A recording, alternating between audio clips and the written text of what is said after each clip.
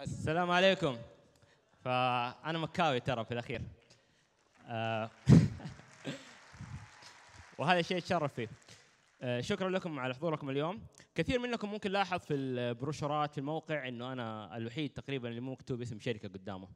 في ناس بيقولوا هذا الشيء عشاني مرة مشهور، بس الحقيقة إنه أنا حاليا قاعد أبحث عن المستقبل بعد ما أسست شركتين فشلت في مجال تقنيات الإنترنت أو ما نجحت بشكل كافي.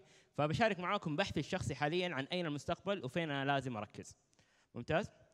2010 كذا أخذت هدف جدا ممكن يسموه فولش أو طفولي، إنه أبى أساعد مليون شخص إما يلاقوا وظائف أو يلاقوا مصادر دخل إضافية قبل عام 2020. قليل ناس كانوا عارفين عن هذا الهدف، وكنت ما أحب إني أحط نفسي تحت الضغط حق إنه كل الناس تعرف عن هذا الهدف. دحين أنتوا تعرفوا وحتمتحنوني عليه وتسألوني ها إيش صار في الهدف حقك، زي ما ناس كثير بيسألوا أسامة نتو عن شركة المليار دولار اللي بيسويها، فمو أنا الوحيد اللي عنده أهداف كبيرة. طيب في عام هذه أول شركة اللي هي شكل البراد، شركة فادي ستوديو. كنت من الناس اللي اشتغلوا في صناعة ال 3D في البداية، فكانت هذه الشركة، وهذه الشركة الوحيدة اللي عايشة اللي تستهدف حل مشكلة جدا صغيرة. لكن كوليدج جاب هي شركة بديتها في 2010، كان هدفها انها تساعد طلاب الجامعات يعيشوا حياتهم في الجامعة بشكل افضل ويلاقوا الفرص اللي حولهم. عموما الشركة فشلت بعد سنتين. بعدها ركزت على مشكلة اكثر دقة، وهي مشكلة التوظيف. كان الهدف انه نبني آليات تساعد الناس يبينوا نقاط قوتهم للشركات قبل ما الشركة تقابلهم. الشركة بديتها في سان فرانسيسكو، وكنت مركز على السوق الامريكي والسوق العالمي بمعنى صح. الين قبل تقريبا شهرين قفلت الشركة بسبب انه ما نجحت بالشكل الكافي. فالان تغلط مرتين اوكي، تغلط الثالثة ثابتة دائما يقول، فما ينفع تجيب العيد. الان انا قلت خلاص خليني اوقف واشوف انا ايش سويت غلط وايش الشيء الصح اللي لازم اسويه. فوقفت وقاعد احاول ادرس كيف ممكن انجح. فالسؤال الكبير بالنسبه لي فين لازم اركز. في شركه اسمها سكويا كابيتال، شركه استثماريه كبيره واستثمرت في جوجل، فيسبوك، مو فيسبوك سوري، يوتيوب، شركات كبيره. ودون فالنتاين اللي هو مؤسس سكويا بيقول نحن ما ندور على ريادي اعمال، نحن نهدف الى يعني حتى ما نهدف الى خلق اسواق جديده، لانه هذا الشيء مكلف جدا. هم مهتمين بانهم يستغلوا اسواق موجوده بس بشكل جدا مبكر. ولو بتلاحظوا طبيعه الشركات اللي استثمرت فيها سكويا كان هذا النمط. فانا الان كفادي بدور على جهه او سوق غير مستغل ويمكن خدمته عن طريق الانترنت. فهذا خلال الثلاث شهور اللي فاتت انا كنت بدور في هذا الشيء، لكن اكتشفت شيء في طبيعه الانترنت. سمعت عن اوبر، اير بي ام بي، سمعت عن سناب شات. كل الشركات هذه بتقدم شيء واحد لو تلاحظوا فيه موجود في كل هذه الشركات، انه بتسوي تواصل، بتخلق تواصل. الانترنت لا ننسى انها اداه تيلي كوميونيكيشن، صح؟ اداه تواصل. الانترنت غالبا تحل المشاكل بتقديم تواصل، وفي هذا الجانب هي جدا قويه. ممتاز. اذا انا نص مقطوع من فوق البرزنتيشن، هنا بس.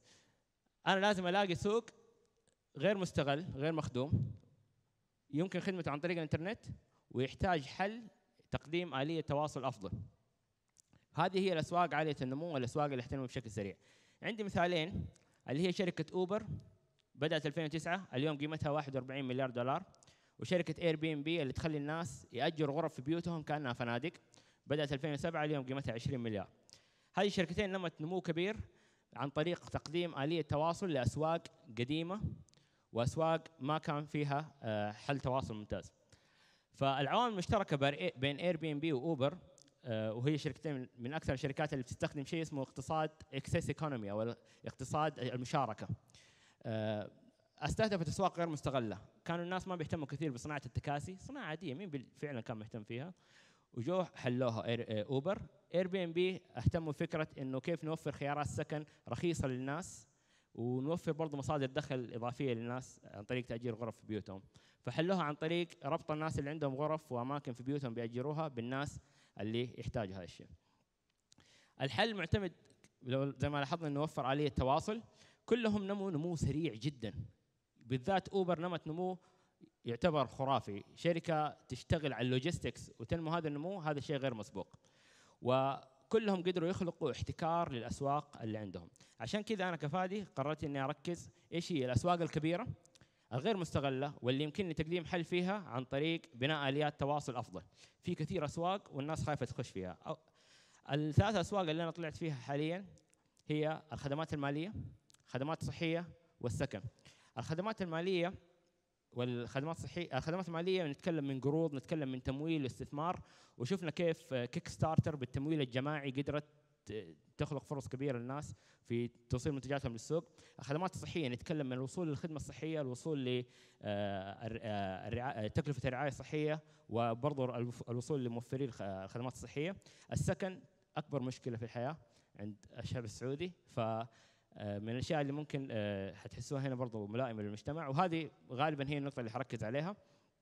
السكن نتكلم عن سكن دائم او سكن مؤقت. خلال مشكله هذه الاسواق انها اسواق اساسيه تمس حياه الناس كل يوم، ما حد حيستغني عن خدمات ماليه ولا خدمات صحيه ولا السكن.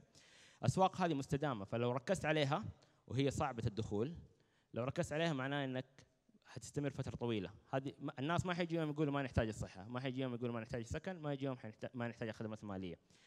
وبرضه هذه الاسواق بسبب اهميتها هي منظمه بصرامه جدا، حتلاقوا مشاكل كبيره في الدخول لها، لكن لما تنجحوا فيها تصير زي اوبر 41 مليار خلال 6 سنوات، لكن ما زالوا يواجهوا مشاكل من الحكومات والدول اللي بيشتغلوا فيها، لانه عندهم بيقدموا خدمه تاكسي بشكل غير مسبوق. طيب انا كفادي الان هذا البحث غير منتهي، بس حبيت اشاركه لانه انا مؤمن بالعقول الموجوده هنا، مؤمن انه حتجيني فرصه انه اكتشف المستقبل على الاقل بالنسبه لي، واللي حقدر يساعدني اني احقق الهدف في مساعده مليون شخص. المستقبل بالنسبه لي هو قدم آلية تواصل افضل لحل مشكله كبيره في سوق اساسي وغير مستغل بعد. لازم نفكر ايش هي الاسواق الموجوده عندنا اللي ما استغليناها الى الان، كيف نقدر نحلها. الاسواق هذه تاخذ بين 3 إلى 7 سنوات. لازم كلنا نعرف هذا الشيء. الاسواق هذه صعبه جدا، الفرص الكبيره دائما تاخذ وقت، وهذا الشيء كثير رواد اعمال ما بيوعوا فيه، انه خلاص انا حسوي شيء وحكون زي سناب شات فيسبوك انستغرام، هذه كلها حالات غير متوقعه، حالات شاذه ولا يمكن بناء نموذج عليها. اللي انا اتكلم عنه كيف تقدر تبني نموذج عمل من البدايه على سوق ياخذ وقت وتقدر تشتغل عليه.